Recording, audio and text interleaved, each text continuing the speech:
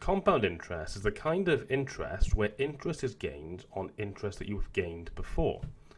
This is the sort of interest that you would have with a typical bank account.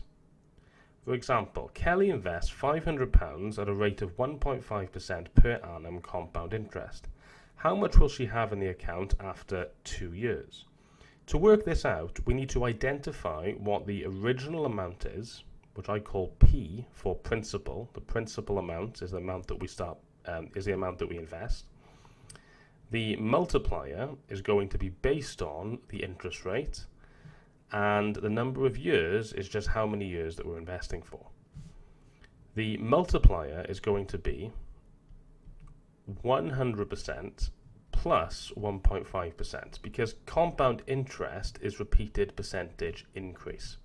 This is going to be 101.5%, which as a decimal is just 1.015. So, to work out the amount that she will have in the account after 2 years, we need to increase £500 by 1.5% twice, which means that we can do 500 times 1.015. Take the answer and multiply by 1.015 again. But 1.015 times 1.015 is the same as 1.015 squared. So we could just do this. And this is how we always do compound interest. We take the original amount, multiply it by the multiplier, but that multiplier is raised to however many interest periods there are.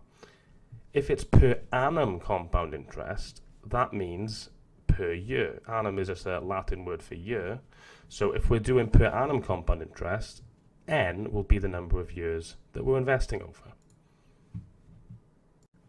So on my calculator, I'm going to type in 500 times 1.015 squared, and I get an answer of £515.11.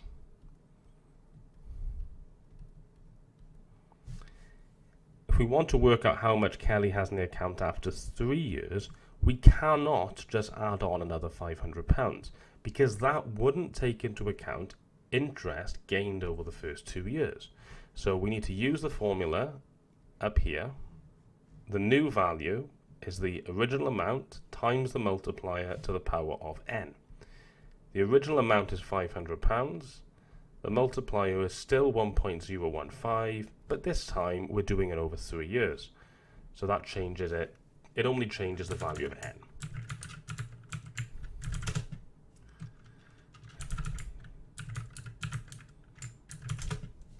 This gives us an answer of £522.84.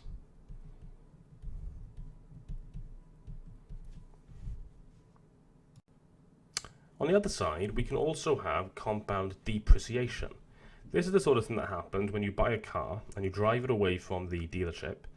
Immediately it will start to lose value, and you can work out the rate of depreciation every year and use that to work out how much it'll be worth after a number of years.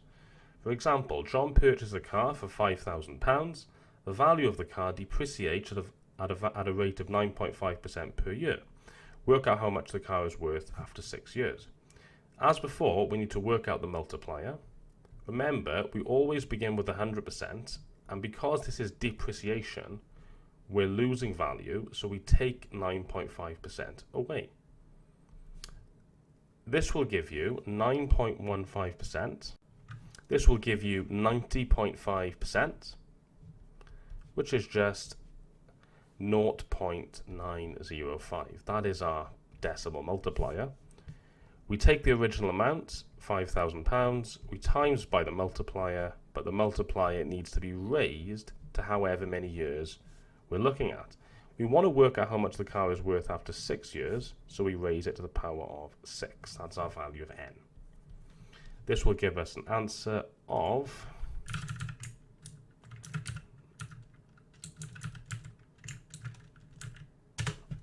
£2,747.02.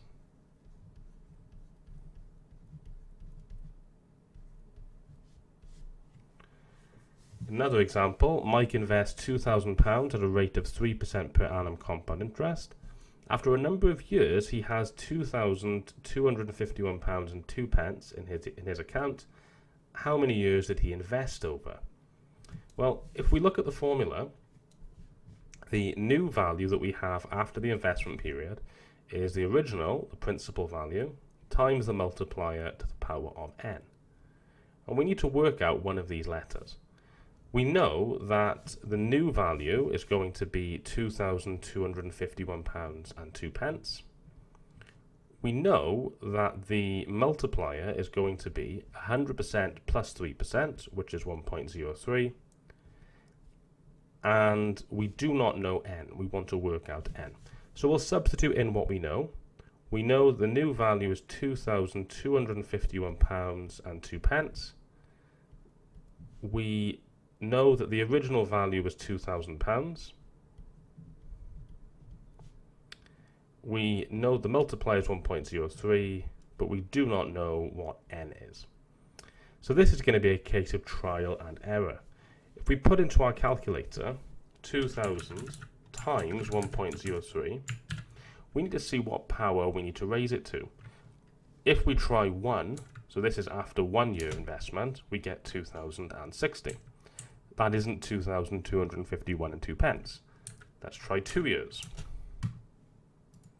Not quite. Let's try 3 years. Not quite. Let's try 4. Now, when we put 4 in as our value of n, we get £2,251.02, 2 decimal places, which is exactly how much he has in the account. So that means he must have invested over 4 years.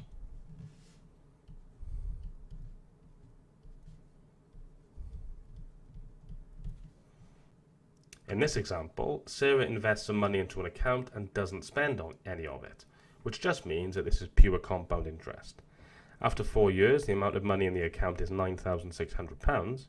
Given that the interest rate is 3% compound interest per annum, work out how much money she invested to start with. So in this question, let's identify the terms of the formula. Our new value is the principal times the multiplier to the power of n. So we know that the new value is going to be £9,600. We do not know how much money she began with. We know the multiplier is going to be 103%, which is 1.03. And she did this after 4 years. The only unknown here is the value of p.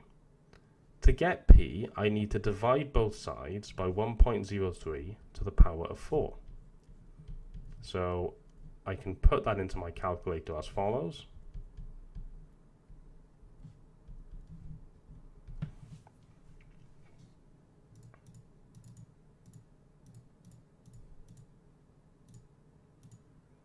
Giving me an answer of £8,529.48.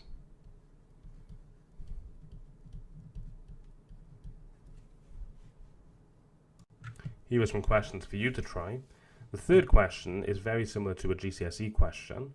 The first 2 questions are more routine. Please pause the video now and have a go at them, and when you're ready for the answers, press play. Here are the answers.